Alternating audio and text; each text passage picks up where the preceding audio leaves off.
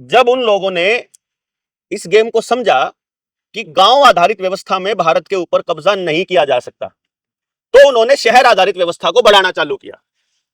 शहर में भी ज्यादातर लोग गांव से ही शिफ्ट होकर आए हुए हैं। तो अगर टैक्स के कलेक्शन का हिसाब किताब लगा के देखोगे, आज भी जिनकी वोट गांव में है वो गांव का ही माना जाएगा।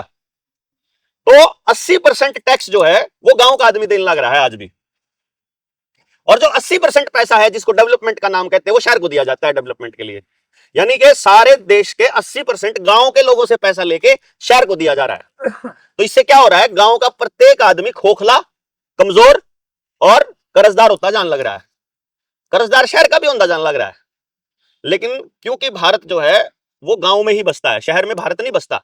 शहर में बसते हैं अंग्रेज, अंग्रेजों की व्यवस्था बसती है शहरों में।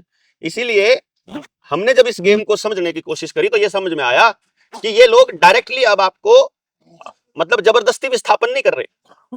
जैसे पहले मारकाट में क्या कर दी, अगर 1947 वाले के बाद में जो आपा मारकाट का वहां पाकिस्तान बंटवारा होया, उस टाइम मारकाट मची थी, अगर उस दौर को याद कर लें आप। या दूसरा अगर कोई टाइम आवे भाई गाड़े आया कर दे, है ना, वह जिक्र करें, यानी हथियारबंद कोई मानस आया करदा और वो हथियारबंद मानस आके ने मतलब जत्था आया करदा और वो गांव के लोगों ने विस्थापित कर दिया करदा। विस्थापित करने का जो मकसद क्या है, विस्थापित करने का मकसद यह है कि मान लो आप ये पेड़ है, इस पेड़ को यदि आप उखाड़ के और कहीं और गड्ढे में गाड़ दोगे तो क्या ये उसी तरीके से बढ़ेगा? सूख जाएगा ना।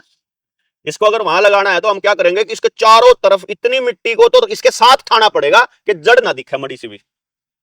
जड़ अगर मिट्टी से अलग हो गई तो समझो वो सूख जाएगा, पेड़ ना पता चल जाएगा भाई अब मैं वहां नहीं रहा जहां मैं पैदा हुआ था। विस्थापित करने का मकसद ही यह है कि जो आदमी अपनी मूल जगह से विस्थापित हो जाएगा वो कमजोर हो जाएगा, वो सूख जाएगा, उसका बीज नाश कन्फर्म है।